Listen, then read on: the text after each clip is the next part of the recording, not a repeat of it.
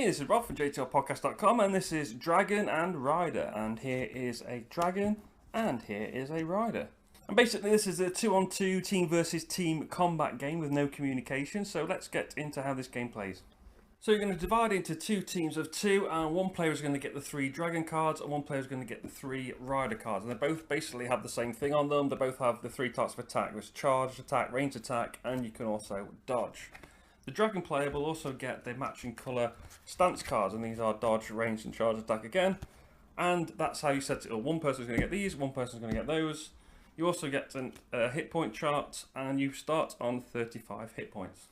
Now, as dragons and riders speak different languages, you can't talk to your partner, so you have to kind of play the game without communicating. The first thing you'll do is that the dragons will take their respective stance cards, and they'll both pick one each, and they'll play that face down on the table, and then they'll reveal. So the red dragon has played ranged, and the blue dragon has played dodge.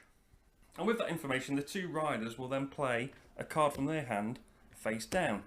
They'll also choose a card from their hand and place them face up simultaneously, and that is going to tell their dragon which of their 3 cards they are definitely not playing this turn. Then the 2 dragons will play a card face down as well.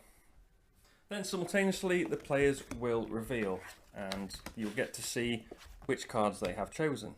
So here you can see the blue dragon and rider are on the same page. They both picked the dodge as well as the dodge stance.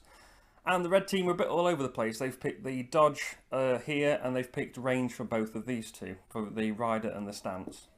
So then you work out which cards stay in place. If you play the same cards, they both stay in play. If you play different cards, one of them has got to go, and that's based on this speed value. So the ranged attack beats the dodge, so the dodge is going to be removed.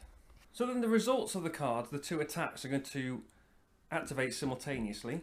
There's basically 2 states. There's does the card match, and does the action counter the opponent. They're the 2 things you're looking for. So in this case, the cards do match, which means you look at this symbol here. This means the card match, and this means they don't. So this is the sort of the chart you're looking for. This is on the charge attack card, but this is what you're looking for. So this means they match, this means they don't, and this means they counter. And that's based on this rock, paper, scissors thing, which is on the back of every card.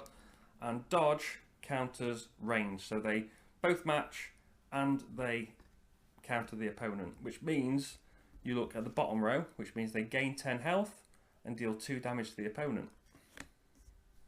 But because they've also got their stance card, they are immune to damage this round, and they deal an extra 2 damage to the opponent. So they're going to deal 4 damage and heal 10 health.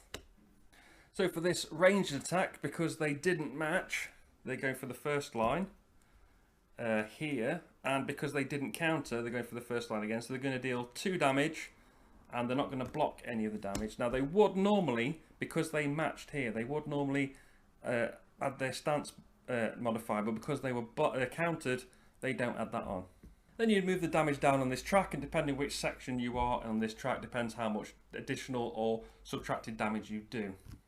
And then you just set up for another round doing exactly the same until you defeat your opponent. As you can see, like if you do the charge attack and you're on the same page and you counter the opponent, you're going to deal 24 damage. So you do end up doing quite a lot of damage sometimes, and depending on your modifier, you can be doing up to pushing nearly 30 damage a time, which is pretty cool.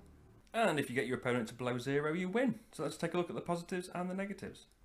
So first up, I do like the artwork. I like especially how it all comes together in this kind of mini panorama, and no matter which 2 cards you pair together, it's always going to tell the story. So here you've got the 2 people doing the ranged attack. The dragon's going for his fire breath, and the rider is shooting an arrow. And here, if you put this card over the top, the dragon's dodging a bit, but they're still shooting the arrow from the rider, which is pretty cool. I like that, especially when you put them together. I also like that there's no communication, which is pretty interesting because there is communication. So basically, as the dragon, you're saying, I'm thinking charge attack. That's what you're doing. But obviously your opponent can see this, so you need to sort of do it in a way where you're playing it, but you're suggesting that maybe that's not what you want to do. And that's done from the rider. So the rider will say, so the dragon will say, okay, I'm going to play this charge attack stance, so I'm thinking charge attack maybe. And then when your rider reveals a card face up that they're not playing, they're saying, well, I'm not dodging, so maybe I should do a charge attack, or maybe it means I should do a ranged attack, but definitely we need to attack. And so this kind of communicating without communicating was a lot of fun. I also like how you're kind of playing 3 games of rock, paper, scissors at the same time. So you're playing one with the stance, You're trying to outguess each other with a stance. Then the rider's playing there, trying to counter the other rider with their card, and then the dragon's going to try and counter the other dragon with their card.